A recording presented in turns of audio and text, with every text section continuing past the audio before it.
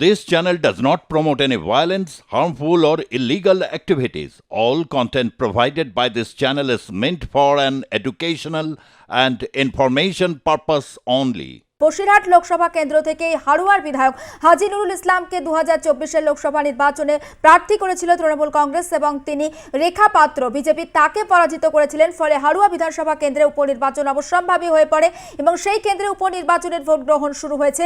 18 কোম্পানির কেন্দ্রীয় বাহিনী মোতায়েন করা হয়েছে এবং এই কেন্দ্রে তৃণমূলের টিকিটে লড়াই করছেন শেখ রবিউল ইসলাম। পাশাপাশি এই কেন্দ্রে আইএসএফও কিন্তু প্রার্থী দিয়েছে। সব মিলিয়ে চতুর্মুখী লড়াই হচ্ছে হাড়ুয়া বিধানসভা কেন্দ্রে এবং এই কেন্দ্রে আরও একবার প্রার্থীদের নামের সঙ্গে আপনাদের ইন্ট্রোডিউস করায় হাজী নুরুল ইসলাম 2021-এ তিনি 1,30,000-এরও বেশি ভোট পেয়েছিলেন, 1,30,398টি ভোট পেয়েছিলেন, পরাজিত করেছিলেন কুতুবউদ্দিন ফাতেকে। তিনি ভোট পেয়েছিলেন 49,420টি এবং তারপর আমরা দেখি 2024-এর লোকসভা নির্বাচনে হাজী নুরুল ইসলামকে বসিরহাট লোকসভা কেন্দ্র থেকে প্রার্থী করেছিল তৃণমূল কংগ্রেস। ফলে হাড়ুয়া বিধানসভা কেন্দ্রে উপনির্বাচন অবশ্যম্ভাবী হয়ে পড়ে, কিন্তু খুব সম্প্রতি হাজী নুরুল ইসলাম তিনি প্রয়াত হয়েছেন। ফলে এই কেন্দ্রে লড়াই করছেন তৃণমূলের টিকিটে শেখ রবিউল ইসলাম, বিজেপির টিকিটে বিমল দাস, আইএসএফের পিয়ারুল ইসলাম, কংগ্রেসের হাবিব রেজা চৌধুরী। সব মিলিয়ে এই মুহূর্তে সেখানকার কি ছবি ধরা পড়ছে, শ্যাম বিশ্বাস রয়েছেন সরাসরি। শ্যাম, দেখো এই বিধানসভা অর্থাৎ উপনির্বাচনের মধ্যে রয়েছে দেখো 2,69,103 জন ভোটার রয়েছে, তারা ভোট দান করবেন এবং তার মধ্যে রয়েছে 13টি গ্রাম পঞ্চায়েত রয়েছে এবং 279 ভোট কেন্দ্র তৈরি করা হয়েছে। সেখানে বসিরহাট এই মাদারতলায় হাড়োয়া যে মাদারতলা রয়েছে সেই মাদারতলায় 203 এবং 202 দুখানা ভোট কিন্তু এক জায়গায় রয়েছে। পাশাপাশি শান্তিপূর্ণ ভোট হচ্ছে, রাখা হয়েছে নিরাপত্তার জন্য সিআরপিএফ জওয়ানরা রয়েছে, রাজ্য পুলিশ রয়েছে, সমস্ত দিক দিয়ে কিন্তু নিরাপত্তা একেবারে নির্বিঘ্নে চলছে ভোট পর্ব এবং ভোট দিতে আসছে। সকাল থেকে দেখা যাচ্ছে সবে ভোট শুরু হয়েছে, সেখানে যথেষ্ট মানুষ শান্তিপ্রিয়ভাবে ভোট দিচ্ছে, শান্তিভাবে তারা ভোট দিতে যাচ্ছে, যেহেতু খালি রয়েছে অর্থাৎ সেইখানে দেখা যাচ্ছে বেলা বাড়ার সাথে সাথে কিন্তু এই এলাকাগুলি কিন্তু একেবারে ভিড় জমে যাবে। সেখানে সেই সময় মোতায়েন করে রাখা হবে আরো সিআরপিএফ জওয়ান, যারা আধা সামরিক বাহিনী যারা রয়েছে। এবং জানো ইতিমধ্যে যে বেশ লাগাতার কয়েকদিন ধরে কিন্তু এই এলাকায় কিন্তু নাকা চেকিং চলছে, কোনো রকম ভাবে কোনো অপ্রীতিকর ঘটনা বা কোনো রকম ভাবে কোনো সমস্যার না পড়তে হয় তার জন্য সমস্ত রকম প্রশাসনিক ব্যবস্থা রাখা হয়েছে এবং ঢেলে সাজানো হয়েছে গোটা বিধানসভা চত্বর এবং বিধানসভা চত্বরে সমস্ত রকম ভাবে নিরাপত্তা একেবারে মুড়ে রাখা হয়েছে এবং সেই পাশাপাশি রাখা হয়েছে যেসব রাজ্য পুলিশ রয়েছে তাদের কিন্তু তৎপরতা দেখা যাচ্ছে যে সকাল থেকে যে একেবারে যেন ভোট নির্বিঘ্নে চলতে পারে তার জন্য যা যা করা দরকার কিন্তু সমস্ত রকম ভাবে প্রশাসন ব্যবস্থা নিয়েছে। আমি তোমায় দেখাবো যে সিআরপিএফ জওয়ান যারা আছেন তারা কিন্তু একেবারেই কিন্তু নিষিদ্ধ নিরাপত্তার মধ্যে রেখে দিয়েছেন, যেহেতু কোনো বাইরের মানুষজন আই কার্ড না নিয়ে তারা ভেতরে ঢুকতে পারছে না। যে কোনো মানুষের সমস্ত রকম ভাবে নিরাপত্তা তারা আটকে রেখেছেন এখানে এবং নির্বিঘ্নে কিন্তু ভোট পর্ব চলছে, ভোট দান পর্ব চলছে।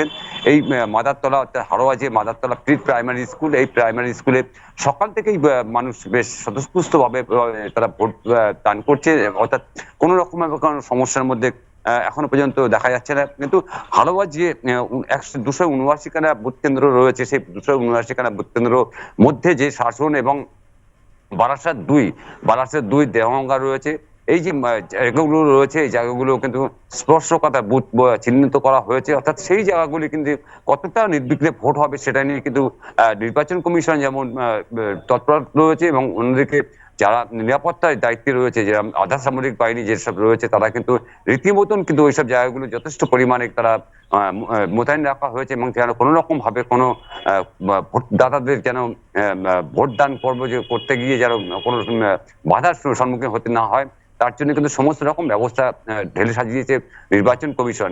যে ভোট দিয়ে সবাই বেরিয়ে যাচ্ছে, দেখুন এখানে আমি একটু কথা বলবো যে ভোট দিলেন কতটা ভালো লাগছে নির্বাচন এটাই তো ভালো হয়েছে, একেবারে ফাঁকা ভোট দিচ্ছেন। আচ্ছা, মোতায়েন রাখা হয়েছে আধা সামরিক বাহিনী, এটা কি সাহস? হ্যাঁ, কোনো বিশাল ভালো লেগেছে একেবারে যে যারা ভোট দান করতে একেবারে বুঝতে পারছি। শ্যাম, আরো একটা বিষয় একটু জানার রয়েছে তোমার থেকে। আমরা এই মুহূর্তে একটা খবর পাচ্ছি সূত্র মারফত, হাওড়া 14 নম্বর বুথে হাড়োয়া সেখানে ইভিএম বিকলের একটা খবর পাওয়া যাচ্ছে। হাড়োয়াতে তেমন কি কোনো রকম কোনো ইনপুট বা আপডেট পাচ্ছি তোমার থেকে? একদমই দেখো, যে মেশিনগুলো আনা হয়েছে তার মধ্যে বেশ কিছু মেশিন সমস্যা আছে। সেই সমস্যা কিন্তু যত দ্রুত সম্ভব যে প্রিসাইডিং অফিসাররা রয়েছে, যারা তারা দায়িত্বে রয়েছে, তারা কিন্তু সঙ্গে সঙ্গে সেগুলো কিন্তু স্বাভাবিক করার চেষ্টা করছে। অর্থাৎ ইতিমধ্যে জানা যাচ্ছে সেখানে প্রিসাইডিং অফিসার সঙ্গে সঙ্গে জানানো হয়েছে, তারা উদ্বোধন কর্তৃপক্ষ যারা রয়েছে তারা কিন্তু সঙ্গে সঙ্গে সেখানে আরেকটি মেশিন নিয়ে যাওয়ার ব্যবস্থা করা হয়েছে। অর্থাৎ ভোট শুরুতেই কিন্তু সেখানে একটু মেশিনটা ডিস্টার্ব দেখা দিয়েছিল, অর্থাৎ 5 মিনিটের জন্য ভোট দান বিঘ্নিত হয়েছিল। তারপর কিন্তু স্বাভাবিক এখন চলছে। সে 70 নম্বর বুথ যেটা আছে সেটা কিন্তু একেবারেই কিন্তু স্বাভাবিকভাবে সামনে ফিরছে। অর্থাৎ এই যে কোনো রকম ভাবে কোনো যেসব বুথগুলো রয়েছে 279খানা বুথ রয়েছে, তার মধ্যে কিছু মেশিন হয়তো সমস্যা থাকতে পারে। তারা কিন্তু সমস্ত রকম ভাবে মেশিন প্রস্তুতি রেখেছে। অর্থাৎ সেই মেশিন যদি খারাপ দেখা যায় সঙ্গে সঙ্গে পাশে একটি মেশিন সঙ্গে সঙ্গে সেখানে লাগানো হচ্ছে। অর্থাৎ সেখানে কোনো রকম ভাবে কোনো সমস্যা সেখানে এখনো পর্যন্ত দেখা দিয়নি, এবং যারা ভোট দান করছে তারা কিন্তু নির্বিঘ্নে লাইনে দাঁড়িয়ে আছে, কারণ কোনো রকম ভাবে কোনো সমস্যার সম্মুখে তারা এখনো পর্যন্ত তারা এখনো জানায়নি। যে মেশিন বিকলের কথা আমরা জানতে পাচ্ছি 14 নম্বর বুথে, সেটা কি আপাতত স্বাভাবিক? ভোট গ্রহণ প্রক্রিয়া কি স্বাভাবিক হয়েছে? একেবারে স্বাভাবিক। সঙ্গে সঙ্গে মেশিন আর একটি মেশিন ছিল, সেই মেশিন একটা সেখানে নিয়ে যাওয়া হয়েছে এবং সেখানে ভোট কিন্তু আবার শুরু হয়েছে। এখনো পর্যন্ত কিন্তু যেটা জানা যাচ্ছে যে ভোট একেবারেই নির্বিঘ্নে ভোট দান করছেন ভোটাররা। বেশ, নজর থাক শ্যাম, পরে আবারও কথা বলবো তোমার সঙ্গে। আপাতত তোমাকে ধন্যবাদ। এবং আমরা হাড়োয়া কেন্দ্রের দিকে নজর রেখেছি, অর্থাৎ এই কেন্দ্রে উপনির্বাচনের ভোট গ্রহণ শুরু হয়েছে। তবে একটা আপডেট পাচ্ছিলাম, হাড়োয়া 14 নম্বর বুথ, সেখানে ইভিএম বিকল হয়ে গিয়েছিল। তবে মিনিট 5-এর মধ্যে সেই ইভিএমকে সরিয়ে নতুন ইভিএম সেখানে নিয়ে আসা হয়েছে, ফলে ভোট গ্রহণ প্রক্রিয়া শুরু হয়েছে এবং নির্বিঘ্নে ভোট চলছে। 18 কোম্পানির কেন্দ্রীয় বাহিনী সেখানে মোতায়েন করা হয়েছে। এবং আরও একবার আপনাদেরকে জানিয়ে রাখবো, কমিশন সূত্রে যে খবর আমরা পাচ্ছি, 6টি বিধানসভা কেন্দ্রের উপনির্বাচনের জন্য 1500-এরও বেশি ভোট গ্রহণ কেন্দ্র রয়েছে। অর্থাৎ মোট ভোট গ্রহণ কেন্দ্র 1583টি। সবচেয়ে বেশি ভোট গ্রহণ কেন্দ্র রয়েছে মেদিনীপুর আসনে, এবং সিতাইয়ে 300টি, মাদারিহাটে 226টি, নৈহাটিতে 210টি, হাড়োয়াতে 279টি ভোট গ্রহণ কেন্দ্র, মেদিনীপুরে 304টি ভোট গ্রহণ কেন্দ্র এবং তালডাংরাতে 264টি ভোট গ্রহণ কেন্দ্র রাখা হয়েছে। এবং কোন বিধানসভা কেন্দ্রে কত ভোটার রয়েছে একবার আপনাদেরকে জানাই।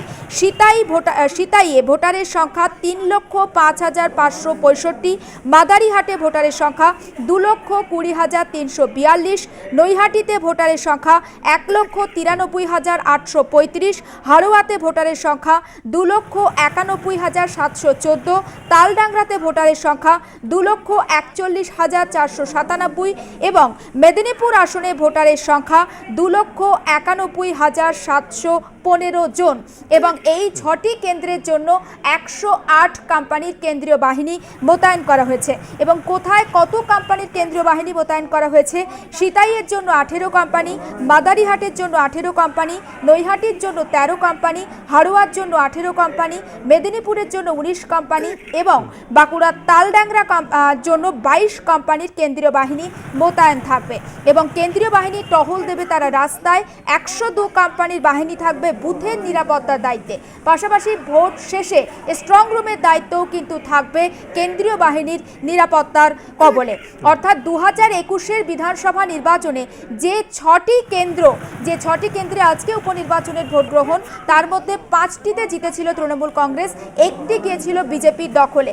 এবং তার মধ্যে সিতাইয়ের বিধায়ক জগদীশ চন্দ্র বসুনিয়া, আপনারা জানেন কোচবিহার কেন্দ্র থেকে 2024-এর লোকসভা কেন্দ্রে তিনি তৃণমূলের টিকিটে জয়লাভ করেন এবং তিনি পরাজিত করেন কেন্দ্রীয় মন্ত্রী নিশীথ প্রামাণিককে। ফলে সেখানে উপনির্বাচনের ভোট গ্রহণ হচ্ছে।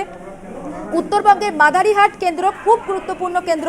2021-এর নির্বাচনে, এখানে 21-এর বিধানসভা নির্বাচনে এখানে দ্বিতীয়বার জয়ী হয়েছিলেন বিজেপির টিকিটে মনোজ টিগ্গা, কিন্তু 2024-এর লোকসভা নির্বাচনে আলিপুরদুয়ার কেন্দ্র থেকে তিনি বিজেপির টিকিটে জয়ী হয়ে লোকসভায় গিয়েছেন। ফলে মাদারিহাট আসনে উপনির্বাচন। এবং নৈহাটি, এই কেন্দ্রের বিধায়ক ছিলেন রাজ্যের প্রাক্তন মন্ত্রী পার্থ ভৌমিক। আমরা দেখেছি 2024-এর ব্যারাকপুর লোকসভা কেন্দ্র থেকে তিনি জয়ী হন। ফলে নৈহাটিতে উপনির্বাচনের ভোট গ্রহণ চলছে। তিনি পরাজিত করেছিলেন অর্জুন সিংকে। মেদিনীপুর বিধানসভা কেন্দ্রের বিধায়ক ছিলেন জুন মালিয়া এবং 2024-এর লোকসভা নির্বাচনে তিনি পরাজিত করেছিলেন অগ্নিমিত্রা পালকে। ফলে এই কেন্দ্রে ভোট গ্রহণ হচ্ছে। বাঁকুড়ার তালডাংরায় তিনি বিধায়ক ছিলেন অরূপ চক্রবর্তী। তিনি বাঁকুড়া লোকসভা কেন্দ্র থেকে তৃণমূলের টিকিটে জয়ী হন। লোকসভা নির্বাচনে পরাজিত করেছিলেন কেন্দ্রীয় মন্ত্রী সুভাষ সরকারকে। ফলে এই কেন্দ্রে উপনির্বাচনের ভোট গ্রহণ চলছে। হাড়োয়ার বিধায়ক ছিলেন হাজী নুরুল ইসলাম। তিনি 2024-এর লোকসভা নির্বাচনে বসিরহাট কেন্দ্র থেকে তৃণমূলের টিকিটে জয়লাভ করেন এবং এই কেন্দ্রে ফলে উপনির্বাচনের ভোট গ্রহণ হচ্ছে। এবার আরও একবার আপনাদেরকে চটপট জানিয়ে রাখি কোন কেন্দ্রে কোন প্রার্থী লড়াই করছেন। সিতাই কেন্দ্রে অর্থাৎ সিতাইয়ে তৃণমূলের টিকিটে লড়াই করছেন সঙ্গীতা রায়। বিজেপির হয়ে লড়াই করছেন দীপক কুমার রায়। বামফ্রন্ট অর্থাৎ ফরওয়ার্ড ব্লকের হয়ে লড়াই করছেন অরুণ বর্মা। কংগ্রেসের হয়ে লড়াই করছেন হরিহর রায় সিংহ। মাদারিহাট আলিপুরদুয়ার কেন্দ্র, এখানে তৃণমূলের টিকিটে লড়াই করছেন জয়প্রকাশ টোম্পো। বিজেপির হয়ে লড়াই করছেন রাহুল লোহার এবং বামফ্রন্ট আরএসপির হয়ে লড়াই করছেন পদম ওরাও। কংগ্রেসের হয়ে বিকাশ চাম্প্রামারি এবং নৈহাটি কেন্দ্র, এই কেন্দ্রে তৃণমূলের টিকিটে লড়াই করছেন সনদ দে। বিজেপির হয়ে লড়াই করছেন রূপক মিত্র। বামফ্রন্ট বা সিপিআইএমএল লিবারেশন, এই কেন্দ্রে লড়াই করছেন দেবজ্যোতি মজুমদার। কংগ্রেসের হয়ে লড়াই করছেন পরেশনাথ সরকার। হাড়োয়া কেন্দ্রে তৃণমূলের হয়ে শেখ রবিউল ইসলাম। বিজেপির হয়ে বিমল দাস। আইএসএফ এই কেন্দ্রে প্রার্থী দিয়েছে পিয়ারুল ইসলাম। কংগ্রেসের হয়ে হাবিব রেজা চৌধুরী। তালডাংরা বাঁকুড়ার তৃণমূলের হয়ে ফাল্গুনী সিংহবাবু। বিজেপির অনন্যা রায় চক্রবর্তী। বামফ্রন্ট সিপিএমের হয়ে দেবকান্তি মহান্তি। কংগ্রেসের হয়ে তুষার কান্তি সান্নিগ্রাহে। মেদিনীপুর এবং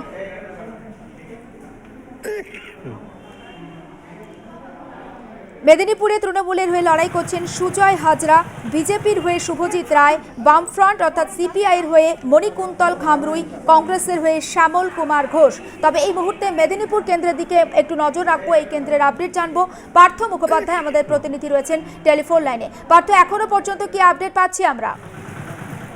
দেখো, এখনো পর্যন্ত যেটা দেখা যাচ্ছে যে যেসব বুথগুলি রয়েছে সেখানে মানুষ আস্তে আস্তে শুরু করছে এবং যাতে রোদ বাড়ার আগেই তারা ভোট দিতে পারে সেই চেষ্টাও করছে।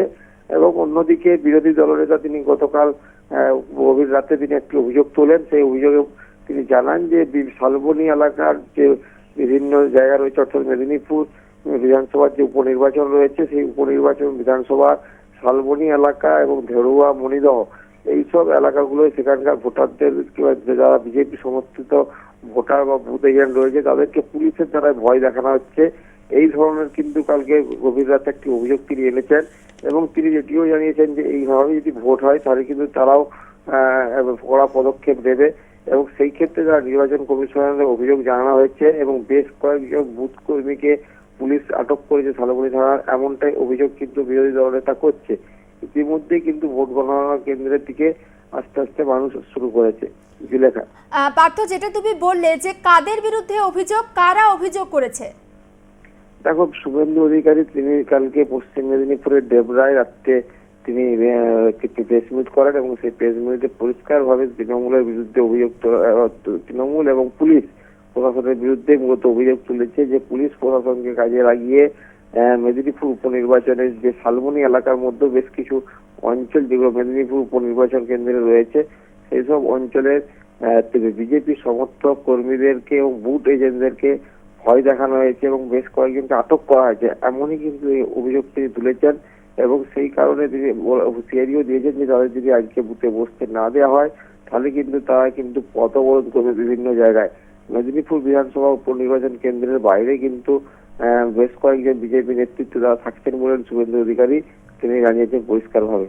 জুলেখা, বেশ, নজর থাক পার্থ, পরে আবারও কথা বলবো নিশ্চয়ই তোমার সঙ্গে। আপাতত ধন্যবাদ। তবে মেদিনীপুর কেন্দ্রের যে আপডেট আমরা পাচ্ছি, গতকাল অর্থাৎ এই কেন্দ্রে কিন্তু বিজেপির তরফ থেকে অভিযোগ করা হয়েছিল তৃণমূলের যারা সমর্থক তারা কিন্তু ভোটারদের প্রভাবিত করছেন, তারা হুমকি দিচ্ছেন এবং সেই মর্মে একটি অভিযোগও জানানো হয়েছিল এবং সেই অভিযোগের পরিপ্রেক্ষিতে বেশ কয়েকজনকে গ্রেপ্তারও করে পুলিশ, তেমনটা আমাদের প্রতিনিধি পার্থ মুখোপাধ্যায় অন্তত জানাচ্ছে। তবে আপাতত ভোট এই কেন্দ্রে শান্তিপূর্ণ এবং মেদিনীপুর বিধানসভার বিধায়ক ছিলেন জুন মালিয়া। 2024-এ তিনি লোকসভা নির্বাচনে জয়ী হয়ে সাংসদ নির্বাচিত হন এবং তিনি পরাজিত করেছিলেন অগ্নিমিত্রা পালকে। এই কেন্দ্রে আজকে ভোট গ্রহণ।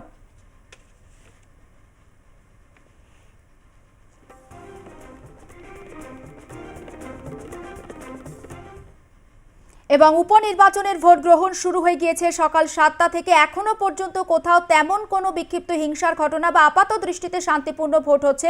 শুধুমাত্র হাড়োয়ার 14 নম্বর বুথ, সেখানে ইভিএম বিকলের একটা খবর পাওয়া গিয়েছে। তবে তার আগে বেশ কিছু গ্রাফিক্স বা ইনফরমেশন আমরা আপনাদের সামনে রাখবো। কোন কেন্দ্রে কোথায় কত ভোটার রয়েছে, কোথায় কোন প্রার্থী লড়াই করছেন কোন দলের হয়ে, সেটা দেখাবো আপনাদের সামনে।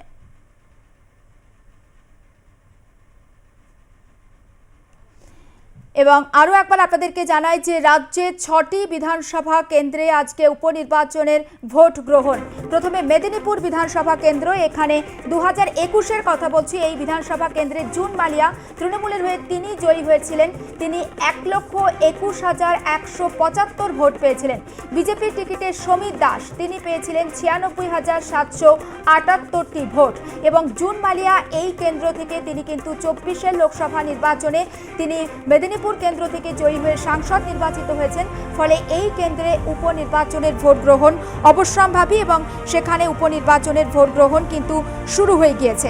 এবং এই কেন্দ্রে তৃণমূলের হয়ে লড়াই করছেন কিন্তু সুজয় হাজরা, বিজেপির শুভজিৎ রায়, বামফ্রন্টের হয়ে মণিকুন্তল খামরুই, কংগ্রেসের শ্যামল কুমার ঘোষ। এই মুহূর্তে হাড়োয়া বিধানসভার যে ছবি বা আপডেট আপনাদের সামনে দিচ্ছি, 2021-এর বিধানসভা নির্বাচনের নিরিখে হাজী নুরুল ইসলাম তিনি পেয়েছিলেন 1,30,398 ভোট এবং কুতুবউদ্দিন ফাতে তিনি পেয়েছিলেন 49,420টি ভোট। এবং হাজী নুরুল ইসলাম কিন্তু পরে সাংসদ নির্বাচিত হন, যদিও তিনি প্রয়াত হয়েছেন। ফলে এই কেন্দ্রে উপনির্বাচনের ভোট গ্রহণ। তালডাংরা বাঁকুড়ার অরূপ চক্রবর্তী তিনি পেয়েছিলেন 92,026টি ভোট এবং বিজেপির শ্যামল কুমার সরকার তিনি পেয়েছিলেন 79,649টি ভোট। এবং অরূপ চক্রবর্তী বর্তমানে সাংসদ নির্বাচিত হয়। এই কেন্দ্রেও ভোট গ্রহণ চলছে। যে ইনফরমেশনগুলো আপনাদের দিচ্ছি, 2021-এর বিধানসভার নিরিখে নৈহাটি কেন্দ্র এবং পার্থ ভৌমিক তৃণমূলের হয়ে তিনি পেয়েছিলেন 77,753টি ভোট। বিজেপির ফাল্গুনী পাত্র পেয়েছিলেন 58,898 ভোট। ফলে এই কেন্দ্রেও কিন্তু উপনির্বাচনের ভোট গ্রহণ চলছে এবং বিভিন্ন জায়গায় ভোট গ্রহণ শুরু হয়ে গিয়েছে। 108 কোম্পানির কেন্দ্রীয় বাহিনী মোতায়েন করা হয়েছে, অর্থাৎ 108 কোম্পানির কেন্দ্রীয় বাহিনীর নজরদারিতে উপনির্বাচনের ভোট গ্রহণ চলছে। এবং ভোট গ্রহণকে কেন্দ্র করে যাতে কোনো রকম কোনো অপ্রীতিকর ঘটনা না ঘটে তার জন্য প্রস্তুত রয়েছে রাজ্য পুলিশও।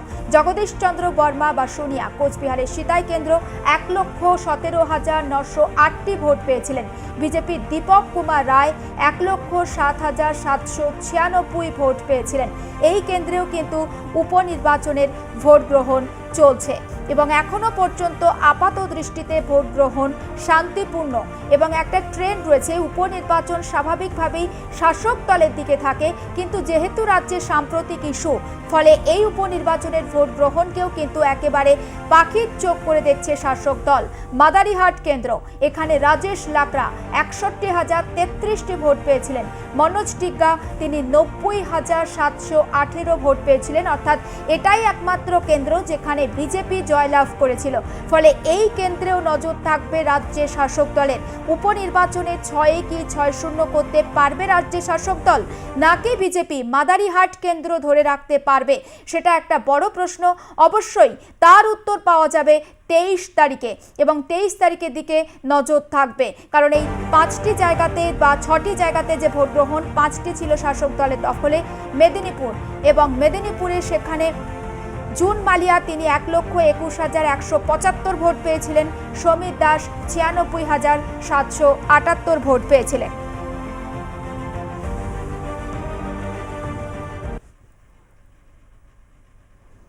এই মুহূর্তে যে ছবি আমরা আপনাদের দেখাচ্ছি, নৈহাটির ছবি দেখাচ্ছি এবং সেখানেও কিন্তু উপনির্বাচনের ভোট গ্রহণ শুরু হয়েছে। এবং আপনাদের জানিয়ে রাখি, এই কেন্দ্রের বিধায়ক ছিলেন পার্থ ভৌমিক এবং 2024-এর ব্যারাকপুর লোকসভা কেন্দ্র থেকে তিনি তৃণমূলের টিকিটে প্রার্থী হয়ে জয়লাভ করেন এবং তিনি পরাজিত করেন পার্থ ভৌমিক তিনি পরাজিত করেছিলেন অর্জুন সিংকে।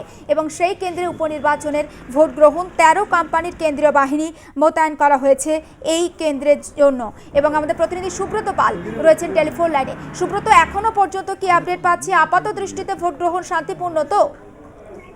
একেবারেই দেখো জুলেখা, তোমাকে জানিয়ে রাখি নৈহাটি বিধানসভার যে উপনির্বাচন, সেই উপনির্বাচনের যে 210টি বুথ, সেই 210টি বুথেই কিন্তু এই মুহূর্তে দাঁড়িয়ে কিন্তু ভোট গ্রহণ পর্ব শুরু হয়েছে সকাল 7টা থেকে, এবং এখনো পর্যন্ত কিন্তু কোনো বুথে কোনো রকম অশান্তির কোনো খবর নেই বা কোনো রকম গন্ডগোলের খবর নেই। যে আমরা যেটা জানি যে বিভিন্ন সময় যে ভোট গ্রহণ পর্ব যখন শুরু হয় তখন যে মেশিনগুলি আসে, সেই মেশিনগুলি নিয়ে বিভিন্ন সময় বিভিন্ন অভিযোগ থাকে যে কোনো বুথে ইভিএম খারাপ রয়েছে, কোনো বুথে ইভিএম কাজ করছে না। কিন্তু এখনো পর্যন্ত যে নৈহাটি বিধানসভার যে উপনির্বাচন চলছে, সেই উপনির্বাচনে যে 210টি বুথ রয়েছে, এই 210টি বুথেই কিন্তু ভোট গ্রহণ পর্ব শুরু হয়েছে বলে জানা গেছে।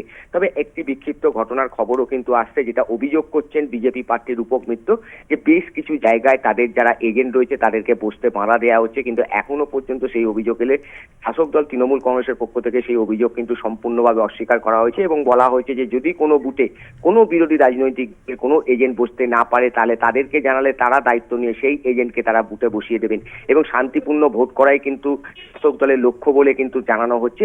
এবং আমরা জানি যে শাসক দলের তৃণমূল কংগ্রেসের প্রার্থী সনদ দে 8টার সময় নৈহাটির বড়মার মন্দিরে পুজো দেবেন, তারপর বিভিন্ন বুথে ঘুরে বেড়াবেন। অন্যদিকে বিজেপি প্রার্থীর রূপক মিত্র তিনি কিন্তু সকাল থেকে বিভিন্ন বুথে বুথে ঘুরে বেড়াচ্ছেন এবং বিভিন্ন বুথে ঘুরে বেড়ানোর সময় তিনি যে অভিযোগ করছেন যে বিভিন্ন বুথে যে এজেন্টের বিভিন্ন রকম ভাবে ভয় দেখানো বা এই ধরনের কাজ করা হচ্ছে, যদিও সেই অভিযোগ সম্পূর্ণভাবে অস্বীকার করা হয়েছে। কিন্তু এখনো পর্যন্ত কিন্তু যে ভোট গ্রহণ পর্ব, সেই ভোট গ্রহণ পর্ব শুরু সকাল 7টায় শুরু হয়েছে এবং প্রায় 50 মিনিট হয়ে গেছে ভোট গ্রহণ। এখনো পর্যন্ত কোনো বুথ থেকে কোনো রকম কোনো অশান্তির খবর নেই বা কোনো মেশিন খারাপের খবর নেই। তাই বলা যেতে পারে যে নৈহাটি বিধানসভা উপনির্বাচনে এখনো পর্যন্ত ভোট গ্রহণ পর্ব চলছে শান্তিতে। এবং এই ভোট গ্রহণ পর্ব শান্তিতে করার জন্য আমরা যেটা জানি যে 13 কোম্পানির সিআরপিএফ রয়েছে এবং 3টি কিউআরটি টিম রয়েছে, বিশেষ টিম রয়েছে এবং কুইক রেসপন্স টিমের পাশাপাশি যে রাস্তার যে টহলদারি তার জন্য আরো 2 কোম্পানি সিআরপিএফ রাখা হয়েছে। অর্থাৎ রাস্তায় যে ভোটাররা যাবে তাদের কোনো রকম যাতে বাধাদানের সৃষ্টি না হয় তার জন্য কিন্তু বিভিন্ন মোড়ে রয়েছে। এছাড়া 6টি চেকপোস্টে চেকিং চলছে।